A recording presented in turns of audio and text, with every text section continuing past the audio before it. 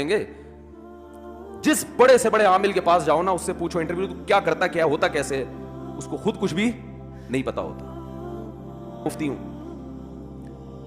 और मुझे पता है इसमें मेरी मुखालफत कितनी होगी, ये भी उलमा की तरफ से होगी। मैं उलमा जिनको मैं अहले हक समझता हूं, उनकी मुखालफत की परवाह किए बगैर आपको इसलिए बता रहा हूं, अपने घरों को तबाह होने से बचाओ। ये उलमा सही है, अहले हक है, लेकिन बेचारों को नहीं पता इनकी चालाकियां, वो भी बेचारे बेवकूफ बन जाते हैं। देखो, नेक आदमी को बेवकूफ बनाना आसान होता है। ये उलमा भी इन आमिलों के चेहरों के नूर देखकर और इनकी टोपी ड्रामे देखकर कहते हैं शायद कुछ आता हो।